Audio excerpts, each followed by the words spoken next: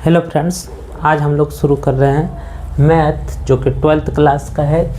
प्रश्नावली 4.4 इससे महत्वपूर्ण क्वेश्चन आता ही आता है, तो हम लोग इसका आज एक्सरसाइज करेंगे। इसके पिछले वीडियो में हम लोग इसके बारे में थ्योरी पढ़े थे, आज हम लोग एक्सरसाइज पढ़ेंगे। तो क्वेश्चन करा निम्नलिखित सारणी के अवयवों का क्या ज्ञात करना है हम लोग को। उपसारणिक और सहखंड, उपसारणिक और सहखंड के बारे में हमको पूछा गया है। ठीक है, तो हम लोग शुरू करते हैं। प्रश्नावली 4.4 में क्या क्या क्वेश्चन है देखते हैं। ठीक है, तो हमारे पास क्वेश्चन नंबर 1 में 2 पॉइंट है। पहला पॉइंट है आपका 2 - 4 0 3। ठीक है, और दूसरा नंबर क्वेश्चन है A B C D। तो इसका हम लोग को क्या ज्ञात करना है, इसका हम लोग को ज्ञात करना है उपसारणिक और सहखंड। तो उपसारणिक देखिए कितना आसान है, कल हम आपको बताए थे। उपसारणिक में कुछ भी नहीं करना है, ये क्वेश्चन दिया है, इसका उपसारणिक ज्ञात करना है। अगर उपसारणिक ज्ञात कर लेंगे उसी से रिलेटेड सहखंड भी ज्ञात कर लेंगे। तो उपसारणिक को हम लोग MIJ से सूचित करते हैं। तो ये वाला अवयव का इस जगह उपसारणिक में होता है A11। ये जो अवयव का पोजीशन है, ये अवयव होता है A11 का। तो A11 का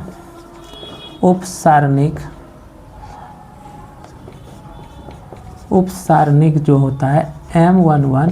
तो इसके बारे में सोचिए कि ये ख़त्म रो और इसका ये कॉलम ख़त्म, तो क्या बच जाएगा 3। उसी प्रकार से ये वाला का देखेंगे, ये वाला का तो यहाँ पे हो जाएगा M12। तो ये इसका ये 12 ये वाला का होगा, इसका ये रो ख़त्म ये कॉलम ख़त्म, तो क्या बच जाएगा 0। इस अवयव का हो जाएगा M21, क्योंकि 21 का पोजीशन है, ये ख़त्म, तो क्या बच जाएगा आपका -4। ठीक है, उसके बाद ये वाला का देखेंगे तो M22। तो ये वाला ख़त्म रो कॉलम ये ख़त्म, तो ये हो जाएगा आपका 4।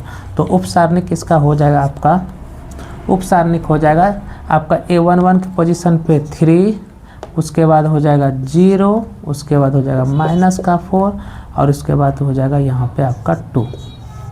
ठीक है, तो ये आपका है क्या उपसारणिक। ठीक है, उपसारणिक। अब इसी क्वेश्चन की बात करें, इसी में अगर हम बात करें तो क्या दिखना है, इसी क्वेश्चन को हम लोग देखते हैं पुनः। क्वेश्चन मेरे पास है A बराबर, अगर आप मानना चाहे तो मान लें, तो कितना है 2 - 4 0 और 3। ठीक है, अब इसका हम लोग को क्या करना है, सहखंड ज्ञात करना है। क्या ज्ञात करना है, सहखंड। तो सहखंड बहुत आसान है। अगर हम बात करें सहखंड के बारे में, तो सहखंड जो होता है वो AIJ के बारे में होता है। ठीक है ना, तो इस अवयव का सहखंड इस जगह होता है आपका A11। तो आप देखिए 1 और 1 कितना हो गया 2, तो कल बताए थे 2 प्लस चिन्ह हो गया, यहाँ पे सम संख्या है तो प्लस हो जाएगा, इसका ये रो ख़त्म ये कॉलम ख़त्म, तो क्या बच जाएगा 3। उसके बाद इस अवयव के बारे में देखें तो A12। तो क्या हो जाएगा, यहाँ पे 2 और 1 3 विषम संख्या हो रहा है, तो माइनस ये ख़त्म और ये ख़त्म, तो क्या हो जाएगा 0 बच जाएगा। क्या बच जाएगा 0। ठीक है ना, -0 लिखे या 0, बात एक ही है। अगर इस जगह की बात करें तो A21, तो 2 1 3 विषम संख्या हो जाएगा और इसका ये रो ख़त्म और ये कॉलम ख़त्म, तो बच जाएगा आपके पास -4 और माइनस हो जाएगा आपका प्लस। उसके बाद इस अवयव के बारे में लेना है तो A22, तो 2 और 2 4 हो जाएगा, प्लस ये ख़त्म, तो आपके पास 2 हो जाएगा। तो ये आपका हो गया क्या उपसखंड, ये हो गया आपका सहखंड। सहखंड जो हुआ वो कैसा हो गया 3 0 या -0 4 2, ये हो गया आपका सहखंड। किसका हो गया, ये हो गया सहखंड का और ये हो गया आपका उपसारणिक का। ठीक है, तो क्वेश्चन नंबर हम लोग 2 देखते हैं, बहुत आसान है। क्वेश्चन नंबर 2 है मेरे पास, क्वेश्चन नंबर 2 है मेरे पास A B C D। इसका भी उसी प्रकार से आपको निकालना है। क्या निकालना है, पहले उपसारणिक, उसके बाद निकालना है सखंड। तो उपसारणिक देते हैं, तो उपसारणिक हम लोग M11 सिंपल है, अब शॉर्ट में कर देते हैं M11। तो ये अभी अब ले रहे हैं, इसका रो खत्म और कॉलम खत्म, तो बच जाएगा क्या, D बच जाएगा। इसका ले लेंगे M12, ये ख़त्म और ये ख़त्म, तो क्या हो जाएगा, B हो जाएगा। ठीक, उसके बाद ये वाला ले लेंगे, तो M21, तो ये ख़त्म और ये ख़त्म, C हो जाएगा। M22, ये ख़त्म और ये ख़त्म, तो क्या हो जाएगा, A। ठीक है, तो इसको अगर लिखना पड़ेगा हमको तो क्या ऐसे लिखेंगे, उपसारणिक को लिखेंगे हम लोग D के बाद लिखेंगे BCA। ठीक है, ये हो गया आपका उपसारणिक। ठीक, अब देखिए हम लोग इसी क्वेश्चन में हमको ज्ञात करना है सखंड भी ज्ञात करना है। क्या ज्ञात करना है, सखंड। तो सखंड ज्ञात करते हैं, सखंड को AIJ से सूचित करते हैं, बहुत नॉर्मल है। इसमें A11, तो इसका ये रो खत्म, ये कॉलम खत्म, तो क्या बच जाएगा, D। लेकिन चिन्ह देखना इंपॉर्टेंट है, चिन्ह यहाँ पे क्या होगा, तो कैसे पता चलेगा, एक और एक आपस में जोड़ेंगे, I और J को, रो और कॉलम को जोड़ेंगे, तो एक और एक 2 हो गया, 2 सम संख्या है, तो चिन्ह क्या होगा, प्लस। प्लस लिखे या ना लिखे चलेगा। ठीक है, अगर उसके बाद इस अवयव का बारे में बात करते हैं, तो A12, तो 2 1 3 विषम संख्या हो गया माइनस, और अगर इस अवयव को ले रहे हैं तो इसका ये रो खत्म, ये आपका कॉलम खत्म और ये रो खत्म, तो बचेगा मेरे पास यहाँ पे क्या, B बचेगा। उसी प्रकार से अगर इस अवयव के बारे में बात करें तो A21, तो इसका ये रो खत्म, ये कॉलम खत्म, तो ये हो जाएगा आपका माइनस का C। बचता है तो C, लेकिन माइनस C इसलिए लिए क्योंकि 2 1 3 एक विषम संख्या। ठीक है, तो A22, अभी ये वाला का लेंगे तो ये वाला का ये रो खत्म और ये कॉलम खत्म, तो क्या बचेगा आपके पास, A। ठीक है, चिन्ह क्या होगा, प्लस, क्योंकि 2 + 2 2 + 2 4 4 एक सम संख्या, तो प्लस का हो जाएगा। तो यहाँ पे आपका हो जाएगा D माइनस का B माइनस का C और A। ठीक है, या इसी को, ये आपका आंसर होगा। इसको एक तरह से, इसको ये आपका आ गया, तो आप ये भी कह सकते थे ये दोनों। ठीक है ना,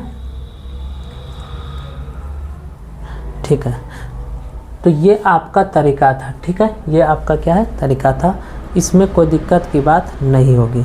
उम्मीद करते हैं आप लोग को यहाँ तक में किसी को कोई दिक्कत नहीं होगा। ये क्वेश्चन नंबर 1 में 2 क्वेश्चन था। ठीक है, हम लोग बात करते हैं अब क्वेश्चन नंबर 2 का। क्वेश्चन नंबर 2 के बारे में बात कर लेते हैं।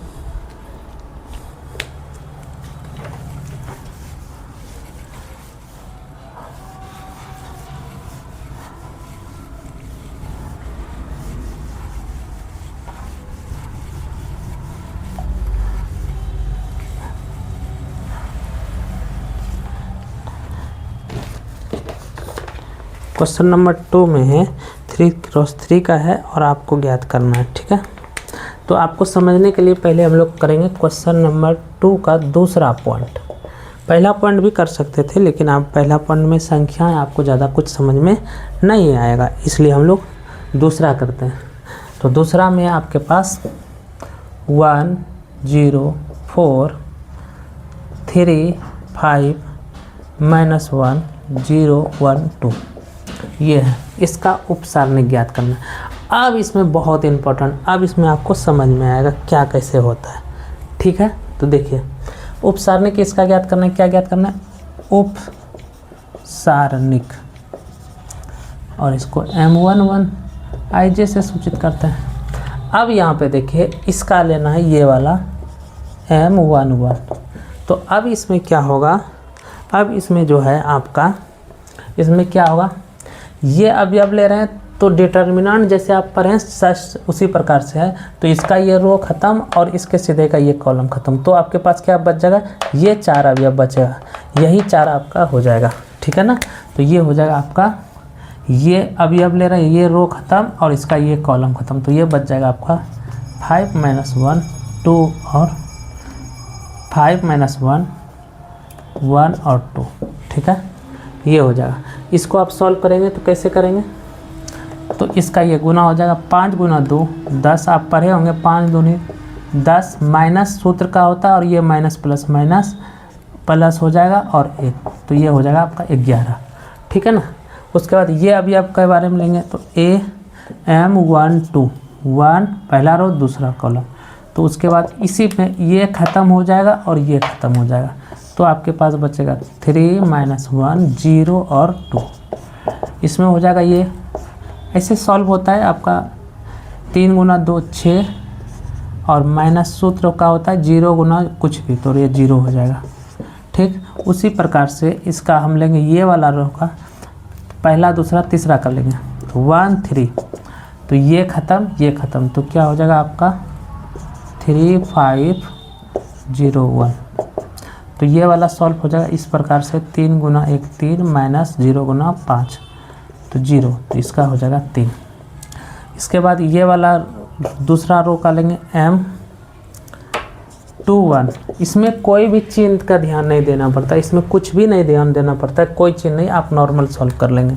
ये इसका ख़त्म हो जाएगा, ये ख़त्म हो जाएगा, तो ये आपका हो जाएगा 0 4, ऊपर में 0 4 1 2, इसको सॉल्व कर लीजिए। 0 गुना 2 0 माइनस 4 गुना 1 4, तो ये हो जाएगा आपका -4।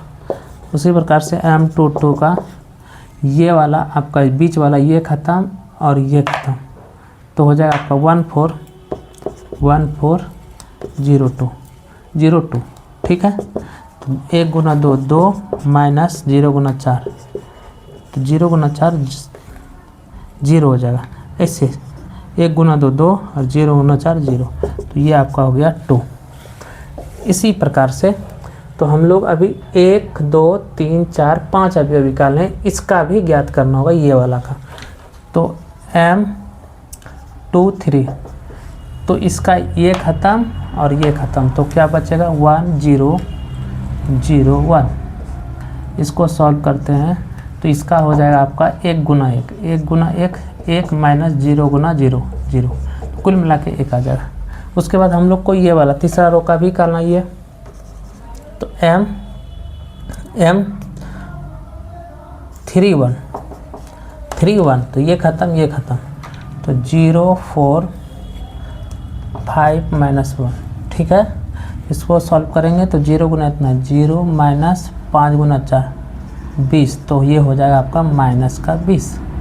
उसके बाद M 3 2, ये ख़त्म और ये ख़त्म, तो क्या हो जाएगा 1 3 4 माइनस 1, इसको सॉल्व करेंगे तो 1 गुना -1 माइनस सूत्र का 4 गुना 3 12, तो कितना हो जाएगा माइनस का 13। तो लास्ट अब यार M 3 3, तो ये ख़त्म और ये ख़त्म, तो ये हो जाएगा 1 0 1 0 3 5। तो इसको डिटर्मिनेंट को कैसे सॉल्व करते हैं, 1 गुना 5 माइनस 3 गुना 0 0, इसको सॉल्व करेंगे तो कितना हो जाएगा 5। तो यही था इसमें क्या, ये है आपका उपसारणिक। उपसारणिक में आपको कुछ भी नहीं करना पड़ता है, उपसारणिक में आपको कुछ भी नहीं करना पड़ता है। करना क्या पड़ता है कि जिस अवयव को ले रहे हैं उसका आपका कॉलम हटा देना है और उसके सीधा का रो को हटा देना है। उसके बाद जो 4 अवयव बचा है उसको रख लेना है और जैसे कि हम लोग डिटर्मिनेंट पिछले एक्सरसाइज में पढ़े हैं उसी तरह से उसको कर देना है, ठीक है ना, और उसको सॉल्व कर देना है। इसमें कोई चीज़ प्लस माइनस कुछ भी नहीं देखना पड़ता है। प्लस माइनस का हम लोग ध्यान देते हैं किस में, सखंड कोफैक्टर में, ठीक है। अब ये आपका आ गया, ठीक है। अब सेम टू सेम क्या होगा इसका, अगर हम बात करें सेम टू सेम का क्या, सखंड के बारे में, तो सखंड बहुत आसान है।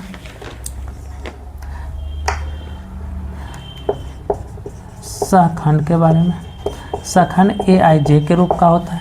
तो सखंड में हम लोग कुछ नहीं करेंगे, खाली जो अवयव यहाँ पे आया है माइनर में, जो अवयव आया वही अवयव इसका भी आएगा, सिर्फ चिन्ह का ध्यान देना पड़ता है। किसका ध्यान देना पड़ता है, चिन्ह का। तो जैसे हम बात कर लें इसी में A11, तो 1 और 1 कितना हो गया 2, तो प्लस का चिन्ह, और यहाँ पे हो जाएगा M11, तो M11 कितना आया देखिए, तो M11 कितना है 11, तो इसका मान हम यहाँ पे लिख सकते हैं 11। A12, तो देखिए 2 और 1 कितना हो गया 3, विषम संख्या माइनस, और 1 2 तो कहाँ पे है, M12 का मान कितना है 6, तो ये हो जाएगा 6। उसी प्रकार से A13, तो 3 1 4 प्लस हो गया, और 1 3 माइनर में आप देखिए 1 3 माइनर में कितना है 3, तो ये हो गया 3। उसके बाद A21, तो 2 1 3 विषम संख्या है तो माइनस, और ये वाला का कितना आ जाएगा, यहाँ भी है माइनस, तो माइनस माइनस प्लस हो जाएगा। A22, 2 और 2 4, और इसके बारे में 2 2 का मान कितना है माइनर में आप देखिए तो कितना है 2 है, तो ये हो गया। उसी प्रकार से A23, चलो यहाँ पे लिख देते हैं A23, तो 2 और 3 3 2 5 विषम संख्या, 3 2 5 विषम संख्या, तो चिन्ह माइनस हो जाएगा, और उसके बाद यहाँ पे इसका मान कितना है 1 है, तो 1 हो जाएगा इसका। उसी प्रकार से A31, तो 3 1 4 सम संख्या है प्लस, और इसका जो है इसका मान हम लोग देख लेंगे कितना है, माइनर में कितना है 20, माइनस का 20, यहाँ पे देखिए माइनस 20, तो ये हो जाएगा आपका माइनस का 20। उसी प्रकार से A32, तो 3 और 2 5 विषम संख्या तो माइनस, और ये हो जाएगा ये वाला मान आपका -13, तो माइनस माइनस प्लस का 13। A33, तो ये आपका हो जाएगा 3 और 3 6 प्लस का हो जाएगा, और यहाँ पे मान है +5। ठीक है, तो ये है आपका क्या सखंड, और ये है आपका उपसारणिक। तो सिंपल बात 3x3 आपसे आता है क्वेश्चन, आप एक नॉर्मल सिंपल तरीका से आप ये समझ जाइए कि जो आपका उपसारणिक होगा वही आपका सखंड होगा। आप क्या करते हैं, खाली उसमें सखंड में चिन्ह को ध्यान रखना पड़ता है। ठीक है, तो आप स्क्रीनशॉट ले सकते हैं, चाहे तो आप स्क्रीनशॉट ले सकते हैं। ठीक है, चलिए तो हम लोग आज इतना ही छोड़ते हैं, आगे हम लोग करेंगे। एक क्वेश्चन आपका जो है, एक क्वेश्चन आपका रह गया, आप अपने से बना सकते हैं। क्वेश्चन नंबर 2 का क्वेश्चन नंबर 1 हम इसलिए आपको नहीं बताए, पहला क्वेश्चन ये था क्योंकि उसमें जो है 1010 है, तो आपको सॉल्वलीकरण में थोड़ा सा दिक्कत होता समझने में, इसलिए हम नंबर वाला लिए। आप अपने से उसको कर लीजिएगा, आगे क्वेश्चन हम कल करेंगे। ठीक है, धन्यवाद।